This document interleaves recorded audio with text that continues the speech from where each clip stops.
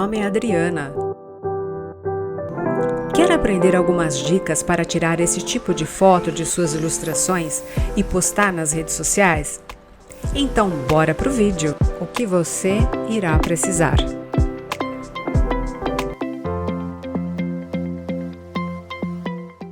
Uma mesa de apoio, que pode ser uma que você compre ou uma que você já tenha.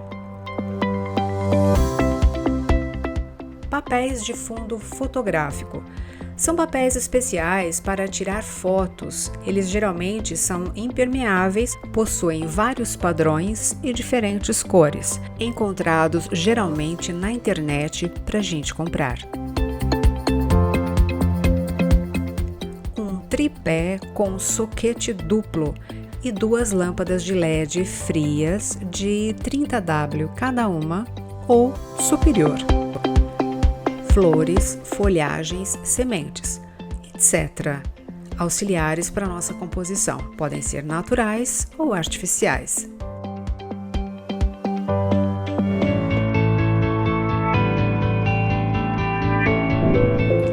Escolhida a ilustração para a gente fazer a montagem, para a gente tirar a foto, a gente vai partir para a escolha do papel de fundo fotográfico. Os papéis, eles de uma forma geral, eles têm dupla face, tá? É um material bem resistente, alguns são à prova d'água, se não me engano esse aqui é. Vocês podem adquirir, comprar pela internet mesmo, tá? No AliExpress, Shopee, né? E aí a gente vai ter uma variedade muito grande, né? De cores, de modelos, né? E quando a gente for fazer a composição, a gente tem que observar que na nossa ilustração, ela geralmente tem algumas cores predominantes. Essas cores predominantes vão servir de referência para a escolha do papel.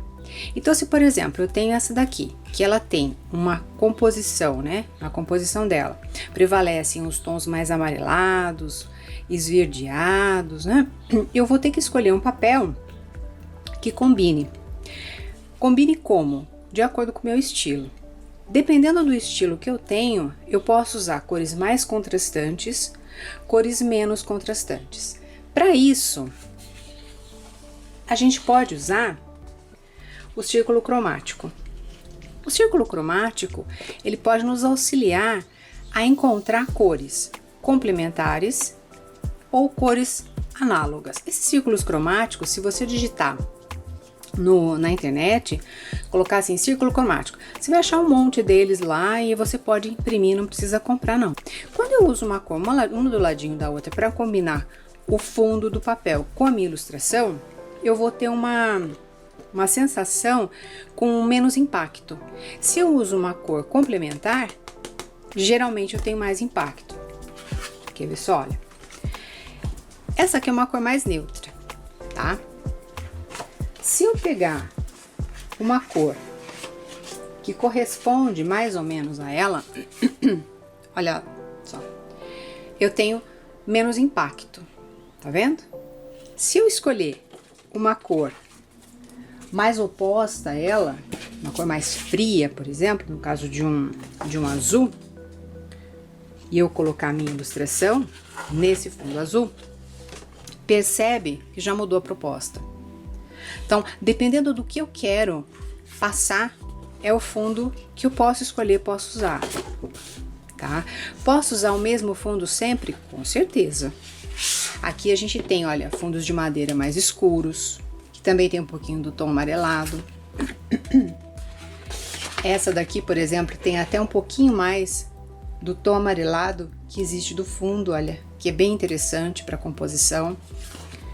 Então, dependendo do que eu tenho e do que eu quero passar, do meu perfil, do meu estilo, depende do meu estilo, ele é mais assim vintage, ele é mais delicado, então eu posso utilizar de papéis que correspondem. Na hora que eu for comprar, eu já compro mais ou menos o que eu sei que vai ali estar no meu estilo. Ou eu quero uma folha só, acabou, também vai ser sempre aquela, não tem problema nenhum. Posso tirar uma foto no meu jardim? Posso. Posso tirar em cima da mesa da sala? Posso. O lugar que vocês quiserem tirar. Depende do que vocês querem passar, em termos de impressão, né? para quem está vendo ou para quem está comprando a sua ilustre. Falando de auxiliares para nossa composição, nós temos vários tipos e modelos, né? Podemos utilizar algumas plantas artificiais, como essas daqui que eu tenho em mãos, flores artificiais, frutinhas, né? Enfim, a gente tem uma infinidade de auxiliares, né, para nossa composição. Nós podemos utilizar também de velas naturais, de velas artificiais,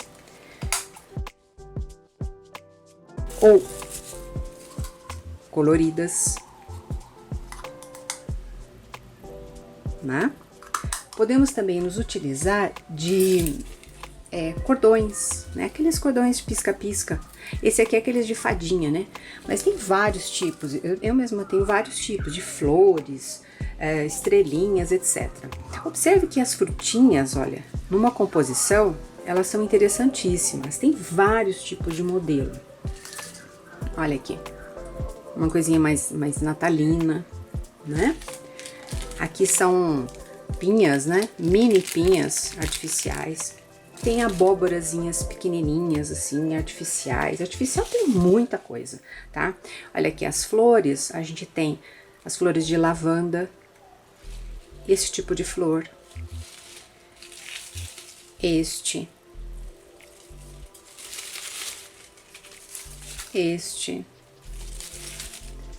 Tulipas. Tem várias cores também as tulipas. Hortênsias. Né? De repente eu faço lá uma ilustra meio azulada, né, com papel que não queira tanto contraste, mais neutro, e queira colocar, de repente, hortênsias que combinem com o azul da ilustra, né? Aqui a gente tem vários tipos de folhagens, né? Olha aqui, ó. Essas folhagens, às vezes, elas lembram uma coisa assim mais aquática, pra mim, no caso, né? Mas, acho eu, né? Mas às vezes não também, elas são neutras, tá vendo? Olha, tem vários tipos, olha, né? Cores diferentes de folhagens para serem combinadas, né? Enfim, é uma gama muito grande de objetos e de opções para a gente escolher na composição. Se a gente for optar por alguns objetos, né? No caso de uma fruta, né? De repente uns limões, depende do tamanho da ilustração, você deve optar por objetos mais pequenos, né, para que sejam colocados e que fiquem meio harmônicos. Por outro lado, também a gente tem que tomar cuidado para não ficar um carnaval na hora que a gente for fazer a composição. Então tudo tem que ter um certo equilíbrio. O mesmo princípio que a gente utilizou para os papéis, a gente vai utilizar também para a escolha das plantinhas, das folhagens, dos objetos. Tem até alguns objetos de scrapbooking, né, algumas miniaturas de chavinha, da Toque Cri, algumas coisas assim, moedas antigas, grãos, pinhas verdadeiras que são maravilhosas. Eu tenho aqui algumas falsas, né, que eu gosto de usar bastante, mas existem as verdadeiras que são lindas, que aqui a gente acha, às vezes até, dependendo do lugar que a gente mora, a gente acha até na rua. Então, galhos secos, flores secas, folhagens secas, tudo a gente pode usar numa composição como auxiliar no momento que a gente for fazer a montagem. Então é uma infinidade de possibilidades. A partir daqui, espero que seja um pontapézinho, um comecinho para a gente começar a escolher os nossos elementos.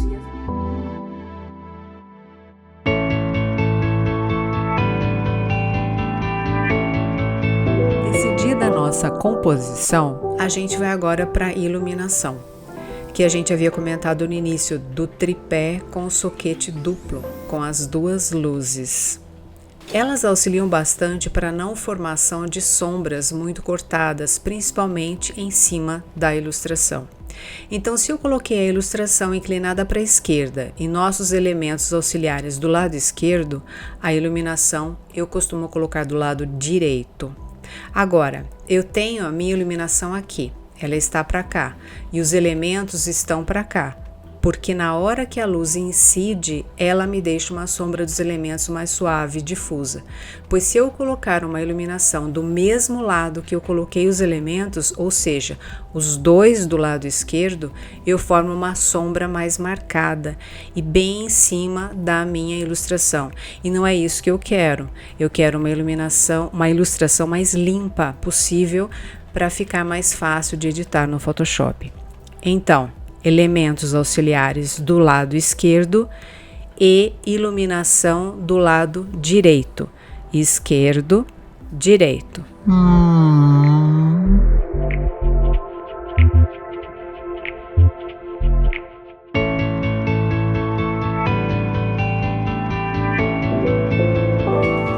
Levando em consideração os princípios que nós já estudamos nós já vimos anteriormente, aliás, com relação às cores predominantes da ilustração e a escolha dos elementos e do papel fotográfico de fundo, e a gente vai começar então a montar a nossa composição. Se a imagem for vertical, nós temos um tipo de composição. Se a imagem for na horizontal, nós podemos nos utilizar de outros tipos de composição.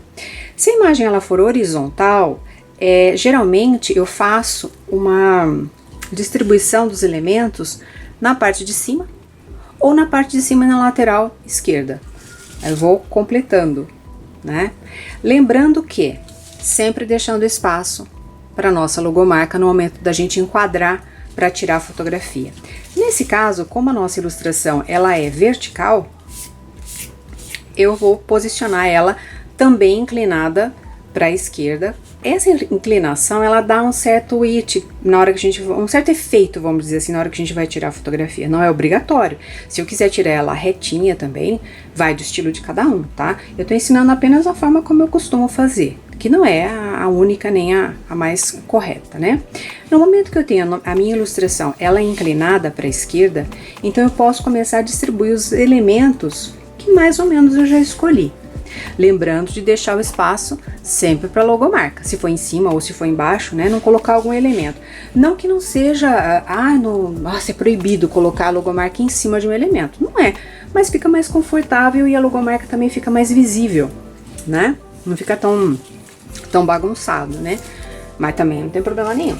Aí eu posso distribuir, além das folhagens ou flores ou luzinhas, etc. Eu também posso colocar algum elemento referente à ilustração, a técnica que eu utilizei. Se for uma técnica em aquarela, eu posso usar pincel. Se for uma técnica em lápis de cor, eu posso usar o lápis de cor. Um detalhe, quando for colocar o lápis de cor, procura as cores que também casem com a ilustração que a gente fez, né? Então, e põe numa sequência mais ou menos gradual. Também não é obrigatório, são só sugestões, né? Então, feito isso, a gente pode colocar aqui o pincel, às vezes ele começa a rodar, tá vendo, ó? Ele não para. Quando não para, eu costumo usar limpa-tipos. Eu ponho limpa-tipos de forma que depois, no enquadramento da ilustração, ele não vai aparecer, né? Então, eu coloco ele geralmente aqui assim, ó. Ponho o limpa-tipos. Por que o limpa-tipos? Porque se eu for usar um durex ou fita crepe, pode prejudicar o papel de fundo fotográfico, tá? Mas é por isso, mas pode usar uma fita também sem problema nenhum.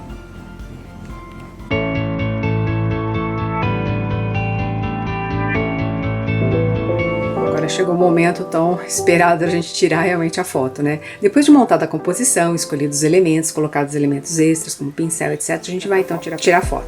Para isso, eu vou usar o celular mesmo, tá? Pode usar uma máquina fotográfica, com certeza, tá? Mas nesse caso aqui, a gente vai usar o celular mesmo para ser mais rápido, tá?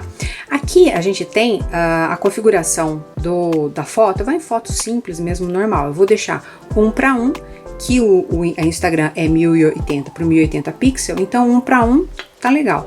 E eu gosto de deixar a grade exibida, as linhas de grade, tá? As linhas de grade eu gosto pela distribuição que a gente pode fazer, o enquadramento, né? O enquadramento, nesse caso aqui, olha, ele vai ficar mais aqui no meio dessa grid, certo? Essa grade aqui a gente usa muito para a regra dos terços, né? Para distribuição de um elemento principal, por exemplo, na interseção dessas linhas, a gente pode colocar um elemento principal. O pessoal que faz muito cenário, tira foto, faz ilustração, conhece um pouquinho dessa regra dos terços. Nesse caso aqui, a gente vai utilizar ela mais como auxiliar para a gente distribuir a imagem mais ou menos no meio, né?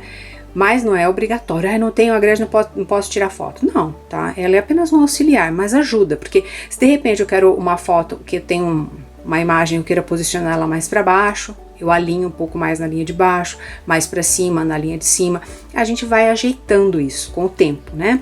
Mas por hora, tendo essa grade e a gente distribuindo o elemento principal, no caso aqui um personagem, mais aqui no centro, a gente tem que observar que temos que deixar também o espaço para a nossa logomarca, que pode ser do lado de cima ou do lado de baixo, ou aqui também.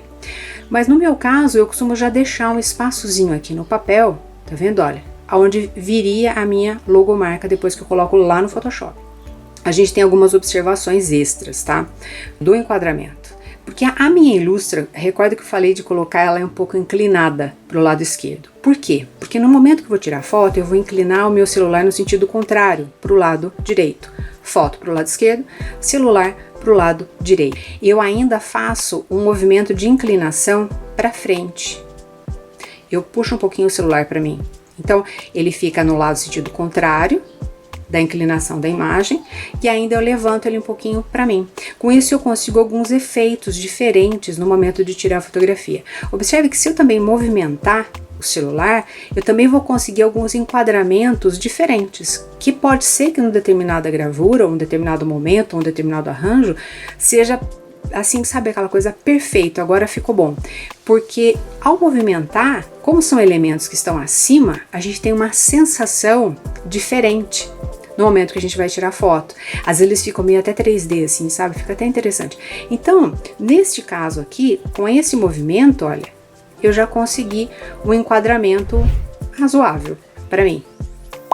Então aí é só a gente focar, né? Não esquece do foco da sua máquina, né? Se ela tiver, seu celular, perdão. A gente deixa um foco mais na carinha, se for um personagem, ou um foco mais amplo, se a gente tiver uma imagem de uma paisagem, alguma coisa, e a gente tira a foto. Não tem muitas configurações, aliás, eu não faço muitas configurações na máquina do celular. Uso a máquina nativa do celular mesmo, sem problema nenhum, porque eu vou trabalhar essa imagem no Photoshop. Se você já tem uma experiência maior em tirar fotos no celular com mais recursos ou com outros aplicativos, fique à vontade para usar esses recursos. A dica que eu dou são essas inclinadinhas e viradinhas que a gente pode fazer os movimentos com o celular para o enquadramento da Illustra, tá? Essas diquinhas aí a gente pode abusar delas e experimentar, ver o que fica mais interessante para aquele momento, correto? Agora, feito isso, tirado a foto, a gente vai pro Photoshop para trabalhar com a imagem, ok?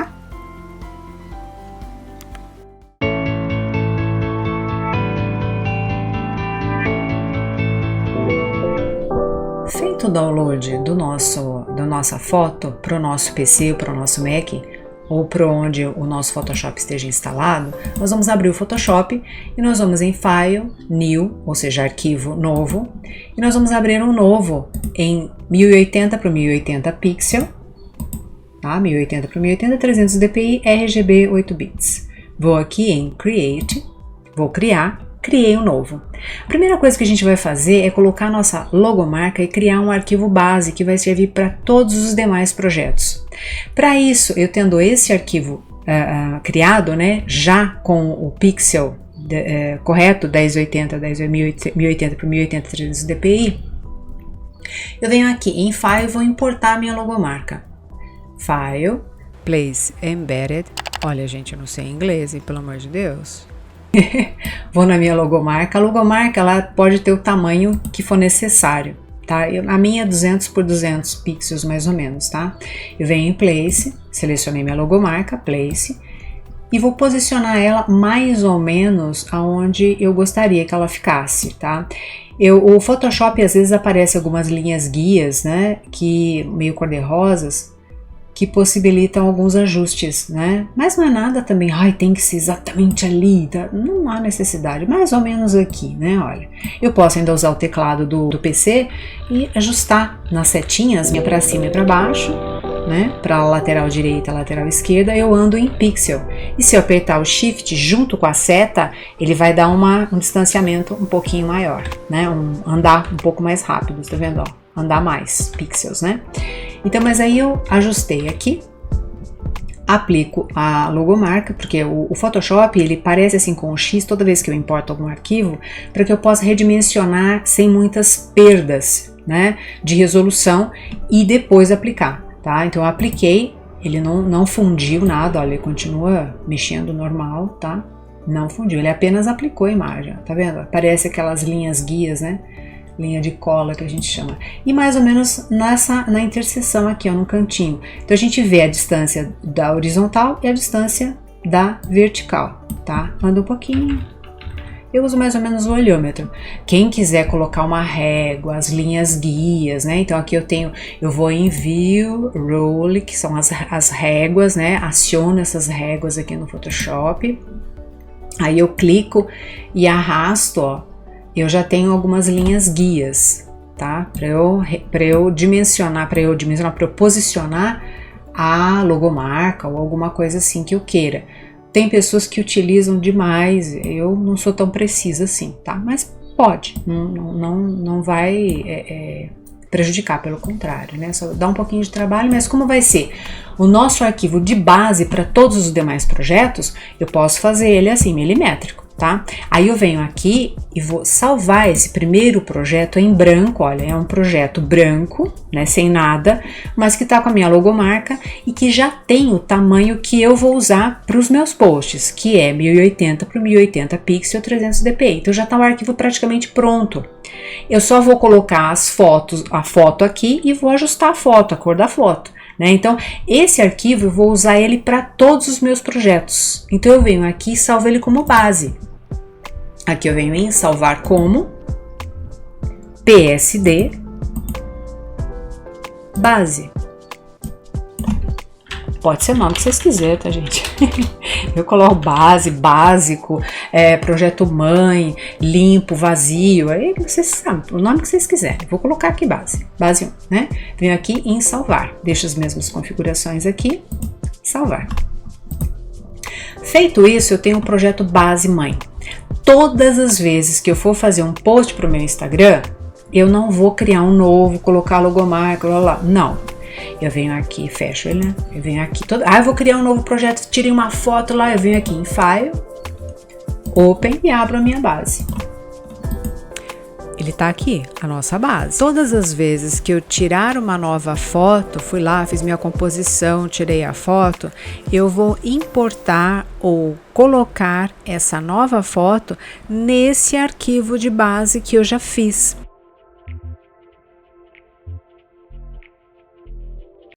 Vocês lembram aquele arquivo base que a gente acabou de fazer?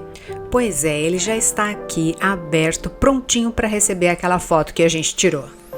Agora eu vou importar a imagem, então eu vou em File, Place, Importar. Selecionamos a foto que tiramos e clicamos em Place, Colocar ou Importar. Aí eu venho aqui em Aplicar. Apliquei, a gente vai observar que o Photoshop trabalha com as camadas, com as layers aqui na lateral. Se essa janela das layers não estiver aparecendo, você vai em Window e habilita a janela Layers. O Photoshop ele trabalha por um sistema de hierarquia. Toda layer que está em cima, ela está na frente. Toda layer que está embaixo, ela está atrás.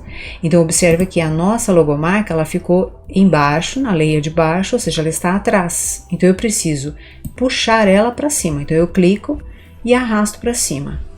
Pronto, apareceu a nossa logomarca bem aqui.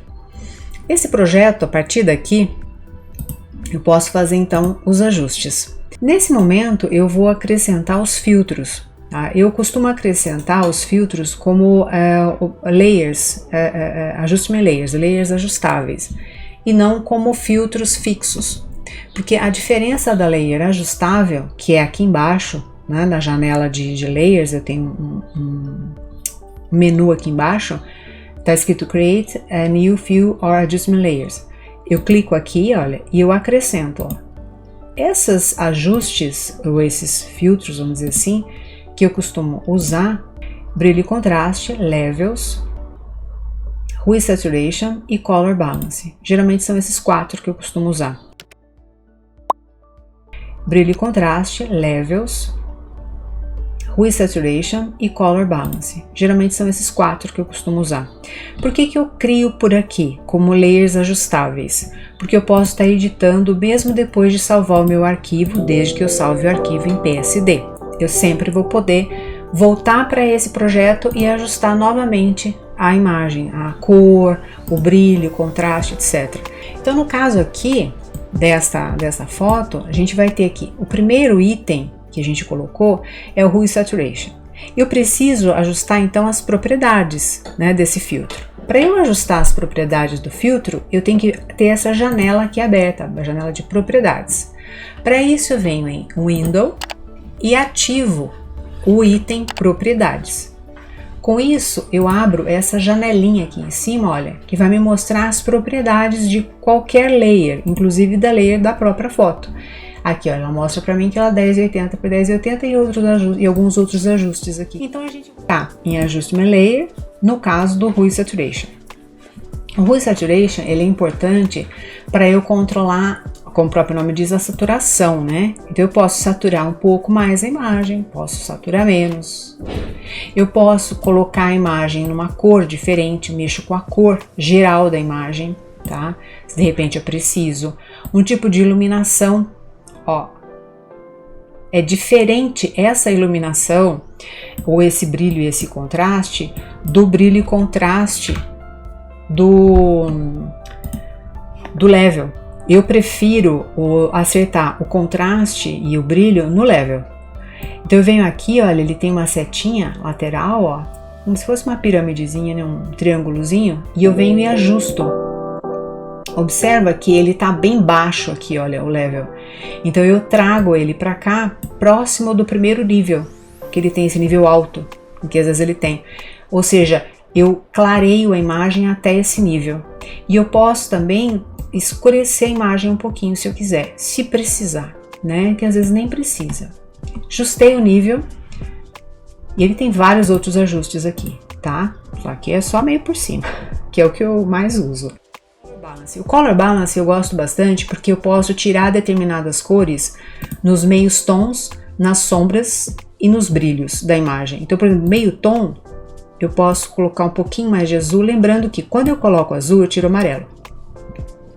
Quando eu coloco verde, eu tiro magenta. E assim vice-versa. Se eu colocar verde, eu tiro magenta. Se eu colocar magenta, eu tô tirando verde. Se eu colocar vermelho, eu tô tirando o cian. Se eu colocar cian, eu tô tirando vermelho. Se eu colocar azul, eu tiro amarelo. Se eu colocar amarelo, ó, eu tiro o azul, né? Então a gente vai fazendo alguns ajustes aqui, pequenos. Às vezes a imagem precisa de um ajuste maior, às vezes não. Então, dependendo da foto que eu tirei, da ilustração que eu tenho, e sempre lembrando que a ilustração, de preferência, deixa do teu lado para você checar a cor mais próxima possível. Então aqui, se eu mexer nas sombras, né, as cores mais de sombra, elas começam a ser alteradas. Tá vendo, ó? Tudo que tá mais na sombra, né? Então, esses ajustes, eles podem ser feitos de formas variadas, de acordo com o tipo de fotografia e o tipo de ilustração que você tem. Percebe que a minha logomarca ficou acima dos filtros que eu coloquei aqui na janela de layers, olha. Porque se eu colocar minha logomarca abaixo desses filtros, ela vai receber a influência desses filtros. E aí a logomarca muda de cor, tá vendo, ó? Então eu pego a logomarca, coloco ela acima dos filtros que eu apliquei na minha ilustração, na minha fotografia. Lembrando que o Photoshop, ele trabalha dessa forma. As layers de cima são as que estão na frente, as layers de trás, as últimas, são as que estão atrás. Então as primeiras layers estão na frente da ilustração.